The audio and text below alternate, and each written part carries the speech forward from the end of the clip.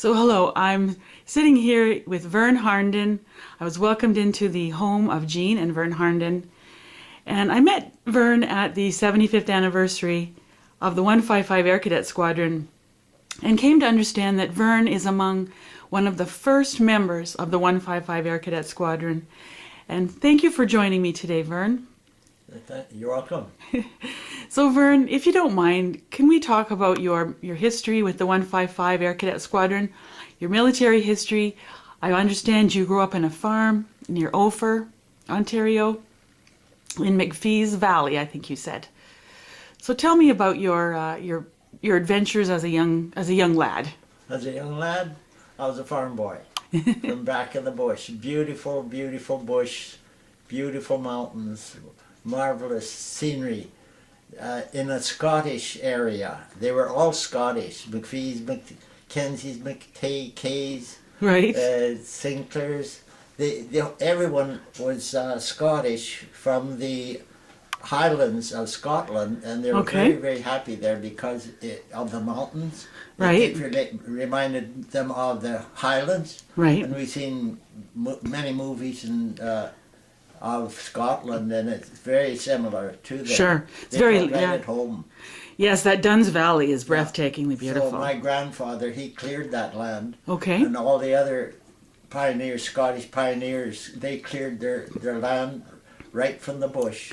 What was your grandfather's name? My grandfather was Honest John MacDonald. All right. My Oh, I'll be mother darned. always got the honest in there. He was a Presbyterian, so of course he was all Sure. The Scottish roots there for sure. But they were wonderful people. The first people that went in there were the loggers that were built the roads that the pioneers used to go in. Okay. They needed the white pine trees for the masts of the ships in England. Oh. In Great Britain. Not just England, but Great Britain, because Okay.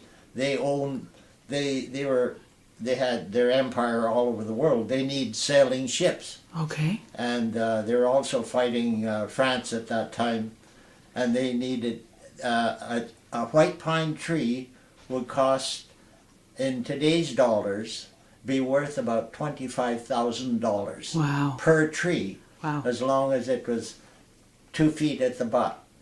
And some of these trees were over 200 feet tall. Wow.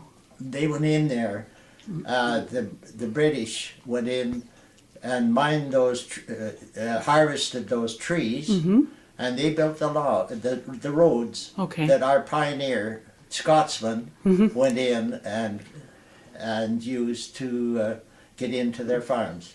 And Wow. that was about 16 miles. Our farm was 16 miles from Bruce Mines. And what year would this be approximately? My grandfather, the first settlers there were in 1778. Okay. And my grandfather came in 1779, Okay. in 1879. And they built their log cabins and their log barns, and they prospered. How they ever did that, by hand, Right. with a horse, and they cleared all that land. And within 20 years, they're building beautiful frame houses that I've showed you pictures of. And they did that all over that. There are a lot of beautiful farmhouses down there. Oh, for sure. still. Yeah, it's a beautiful They part are of the beautiful, province. Absolutely. beautiful. Yeah. Yes. And so I had the luck of growing up on a farm in the backwoods where I could appreciate nature and learn to enjoy work. Right. To work and actually enjoy it. We all had a job from the time we were little fellows, from the time we were 4 years old. We were carrying sticks of wood in or carrying a pail of water in. Right. And we had no electricity. Everything was on. The only horsepower we had had 4 legs. It was an actual Each horse had 4 horse. legs. That's the only horsepower we had. That's And interesting. so it was 1952 Okay. when they got power in there finally. Okay, so that's But they interesting had fact. telephones almost right from the start. Okay. They built telephone lines Okay. that were connected into Bruce Mines, Okay. and they had contact with each other. So were they like the party line style? Party lines. There were. We had the switchboard. Oh. We looked after the switchboard for the whole area, Oh my gosh. for Duns Valley, Poplardale, Mount Zion, and Leeburn. And then we had a separate line, a fifth line that went out to Bruce Mines. We linked in with the rest of the world. Wow. And the only time I saw the outer world was I was almost 16. Okay. I was just a few weeks short of 16 when I come up to the Sioux. Okay. I didn't know what a green light was, or a red light. Really? Oh wow. I That's- never knew it. I never heard of it before.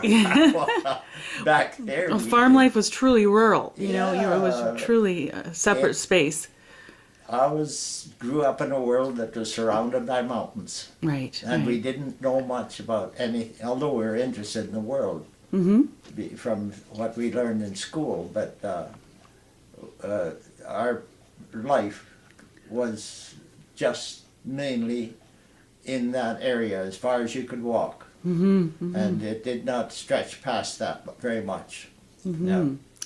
So share with me, how is it that you came to be involved with the Air Cadets here? You're one of the first members of the local Air Cadet Squadron. So how did that happen? How did that journey We happen? had schooling that went up in public school to grade 10, Okay. but we didn't learn French and we didn't learn Latin. Okay. We had all the other courses, but when we went to high school from there out to Bruce, they gave us Okay. 3 years of French and 2 years of Latin along with all our other courses. And I sort of hit the wall when I saw that. I wasn't very happy, so I complained to my sister who lived in the Sioux, and she just happened to be visiting at our home, Right. with my mom and dad. And she said, come up and stay with us, with her husband and Donnie Mountain and Morris Mountain. They said, come and stay with us and go to technical school, Okay. and you won't have to learn French and Latin. Besides that, you learn a trade, many trades. Right. So I thought that was a marvelous idea, Sure. so I did. I was just turning 16.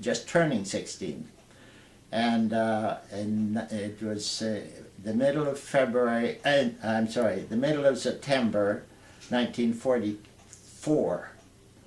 The war was well underway. Okay.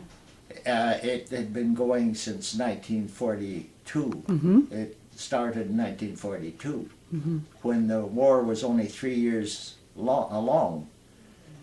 And we were back in the bush listening to the radio all the time. We had a radio. As soon as the war started, we got a battery-powered radio, Okay. and we listened to the news many times a day. We were very frightened because we were losing the war up till 1942, Okay. and we were still losing the war during 1942. And they had to form cadets Okay. to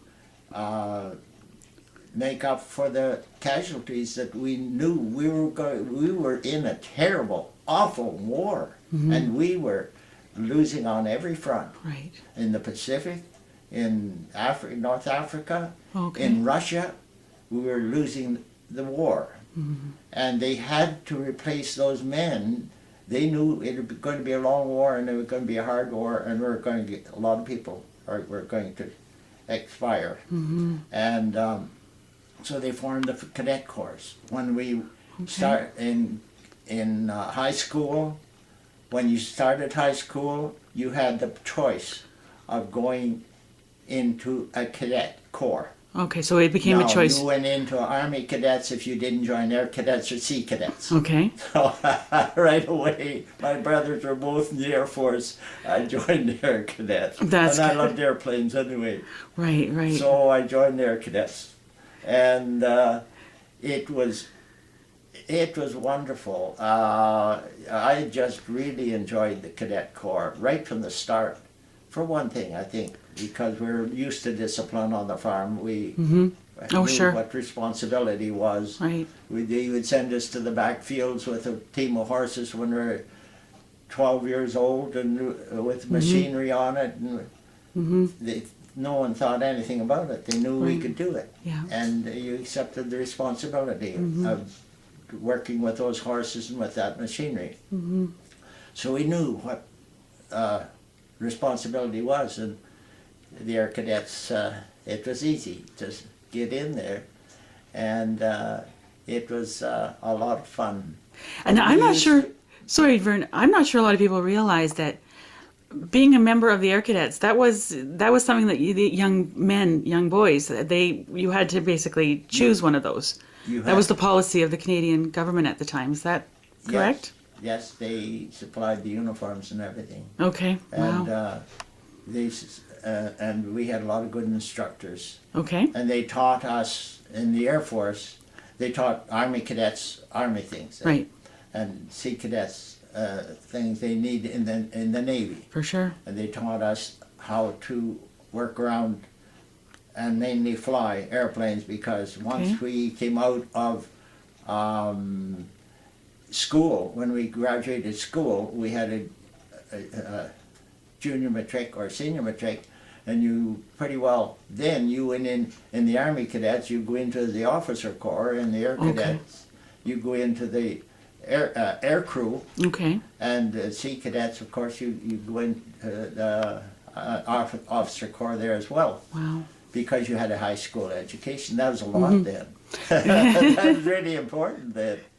It's still a lot today. It's still important, Very important. It's important. a stepping stone. That's right. Yes. That, Sets the foundation. But they taught us in Air Cadets to be navigators, Okay. because you had to get there and back, wherever it was, Morse code, and we learned da. Right, yeah. That, 3 short, 3 long, and and aircraft identification, and Okay. theory of flight. Of course, we learned discipline and responsibility and so forth too, and how to march.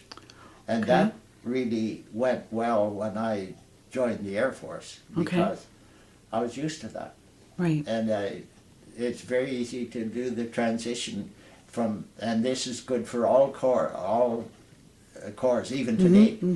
And you can go in, the transition into the armed forces is much easier, because you know the Right. drill, you know the Right. Discipline, you know Right. the when to salute and who to Right. salute and where to Yeah. salute. Right. It sets the rudimentary principles, the foundation for life as in the military It career. lays the foundation when Right. you're young. Mm-hmm. Kids that joined right from without going to cadets, when I was in boot camp, say, Okay. they found it tough. Okay. Because they're tripping over their feet, they're doing Oh, I a see. lot of things, and that we found quite natural. And but it was very, very important for the government to train the kids when they were young, to go into straight into the war, and an awful lot of them did. And many of them didn't come back. That's the saddest part of the story, isn't it? So what year was it then that you joined the 155? 155, 1944. Okay. Yeah. 1944. And they started in 1942. By 1944, they were starting to, we knew we were starting to win. Okay. We didn't know if we were going to win, because they were very, very, very well trained soldiers, airmen, and everything. And they, technically speaking, they were ahead of us in many things, and equal to us in many things. For one thing, they had radar. We didn't know it. We had radar. They didn't know we had it. Right. We didn't know they had it. I we see, didn't yeah. believe they had it, and they didn't believe we had it. And we got both sides got into a terrible messes because of that. I see. That's one of the reasons we won the Battle of Britain with the Air Force. Okay. When Germany attacked London and the other cities. The only reason that we won, no, that's not right. One of the reasons that we won, we could tell that they were coming. We knew how high they were, how fast they were going, and the course they were going on, and we knew exactly where to send the fighters. Okay. And we had very good fighters, and they had very good fighters. They were a tough bunch. A wonderful race, but they were misled, and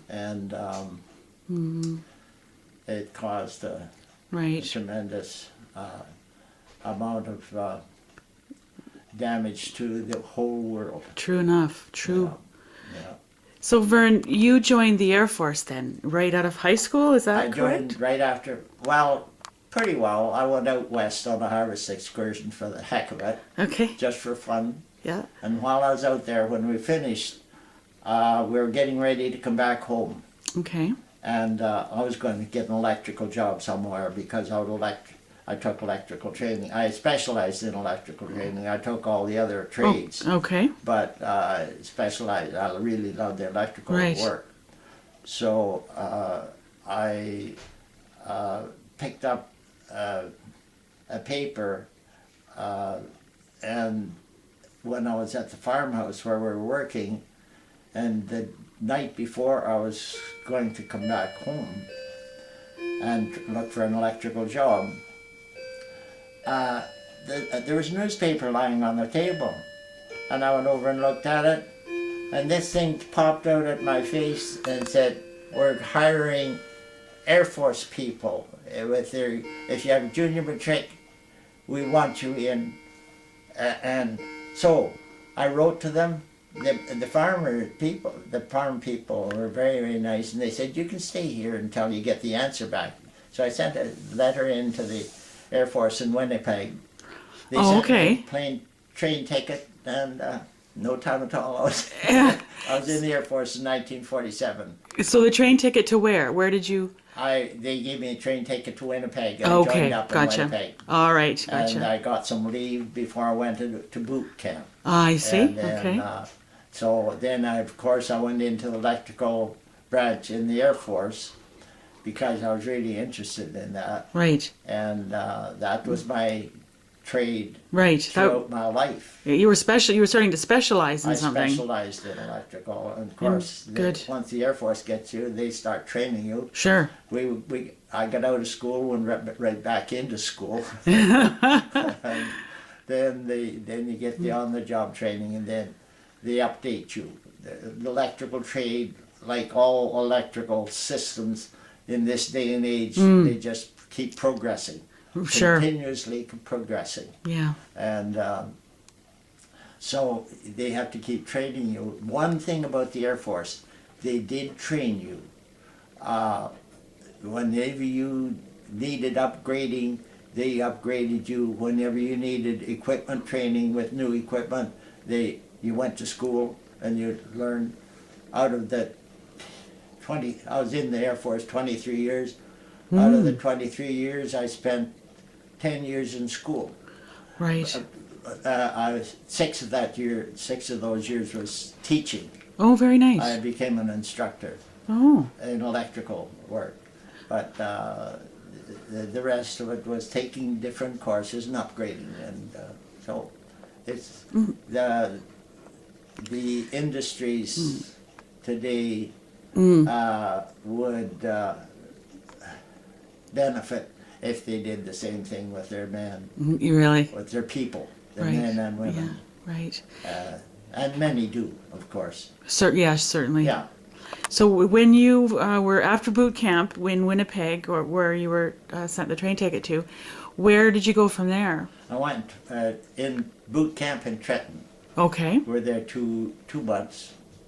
And then we went on course, and I finished course on the electrical course. I finished the following summer. Okay. Then I got transferred to photography Squadron, Oh. where we were taking pictures of with Dakotas of Canada. Oh. You know, you get up there in an airplane at 20,000 feet, and you look down and you say, "Smile, we're taking your picture." I see. They didn't have most of Canada, the wilderness area, the northern Right. areas. Just Oh. they didn't know They weren't where mapped. the lakes were. They didn't know Right. where anything was. Yeah. So cartography, in a sense, is what you so were. they mapped after the Okay. war. Yeah. This was in 1948, Okay. and they started, I guess, in 47 before I got to the squadron.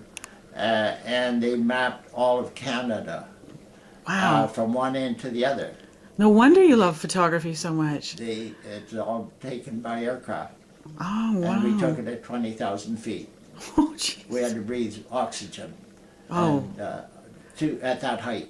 Anything above 12,000 feet, you have to breathe oxygen. So what was the type of aircraft that you would be taken up in? Dakotas, they're 2-engine. Dakota. Okay. Very, very, very extremely dependable aircraft. Oh. They also use Lancasters too. Okay. The opposite squadron there, our brother squadron. Okay. They use Lancasters, Oh wow. and they're 4-engine warplanes that have been converted. And the Dakotas we flew had been used in Burma, Oh. flying the hump from Burma and India across the mountains into China. Oh wow. To carry supplies, medical supplies, all kinds of supplies across. They had many Dakotas flying. They call it flying the hump. Okay. Over the mountains. I'm trying to think of the name of the mountain.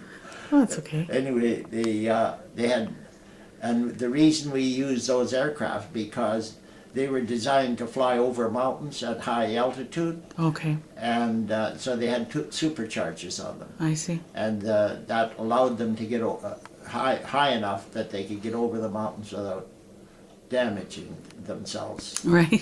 Seriously damaging themselves. Okay. Scraping the belly. Yeah, I was in that squadron about 2 years, and then the Dakotas were reassigned, and I went into a training squadron in Gimli. Okay. With Harvards. I didn't like that. I didn't like working on little airplanes. They're called the Harboret? I couldn't fly in them. Oh, what was the name of the aircraft? Little Harvards. Harvards. Harvard Gotcha. they're a training aircraft. I see. They're very Okay. good airplane. I'm not too but familiar I with wanted those. to fly.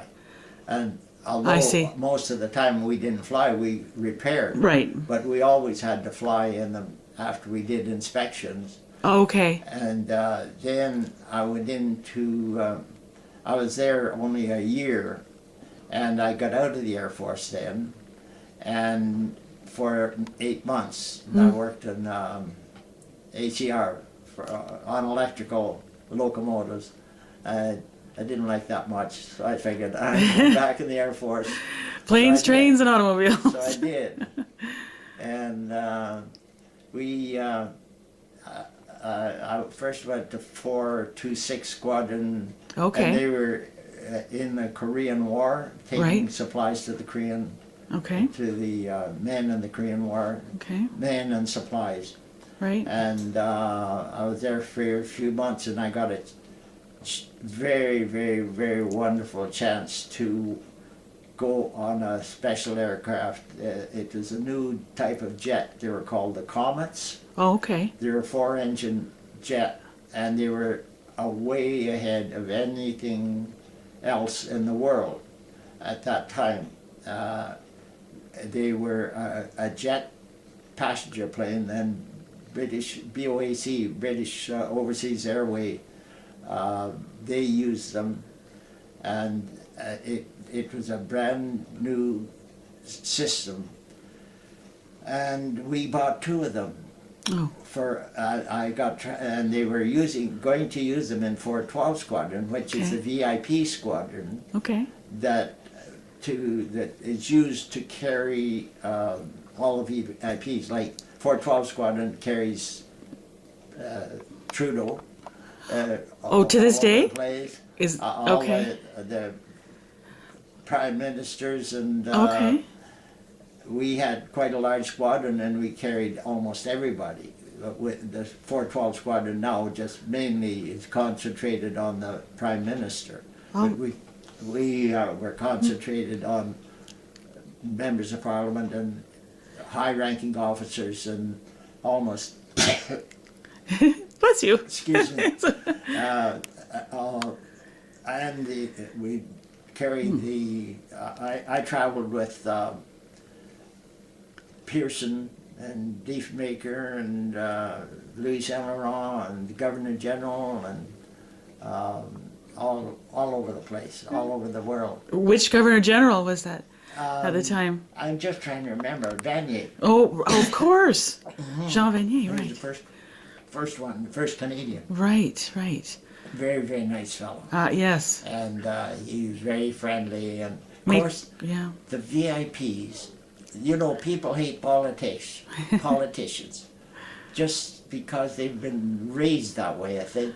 Sure. But they are the nicest people to travel with you ever saw. I never, even Diefenbaker was a pretty grumpy type of person, people thought. Yeah. At least on the television he looked pretty grumpy, but he was wonderful to travel with. Ah, that's Yeah. good. That's good. But when I got to 412,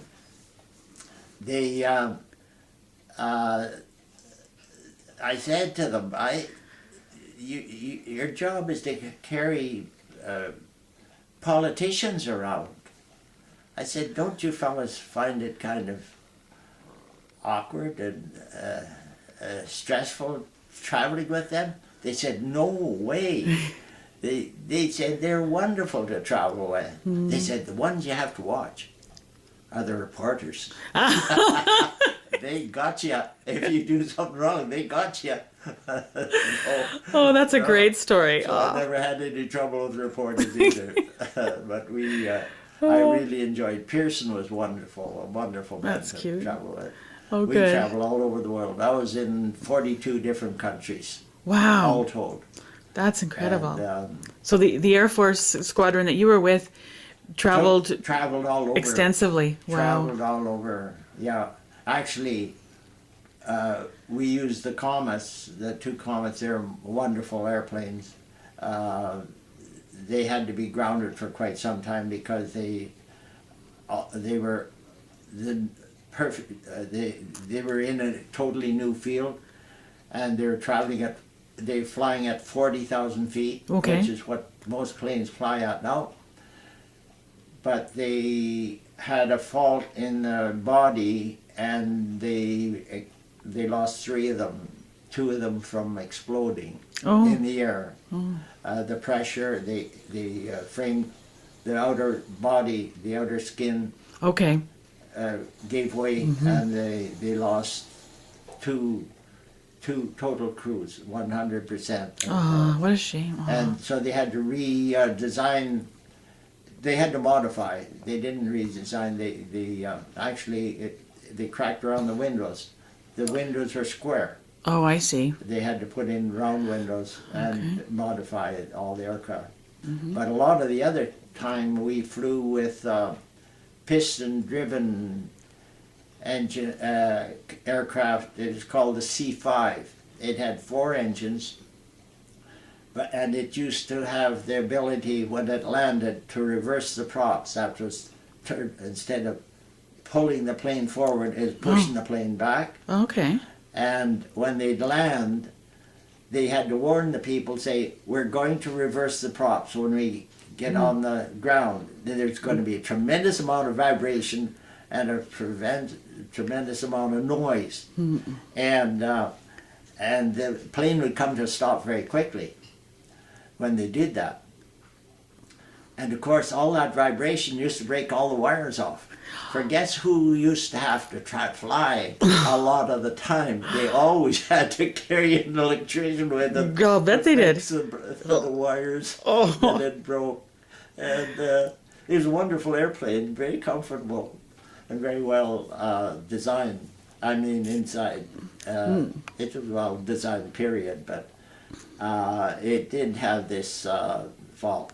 Whereas with the Comets, they were much, much more dependable Okay. because there was no vibration and they didn't have a reversing system.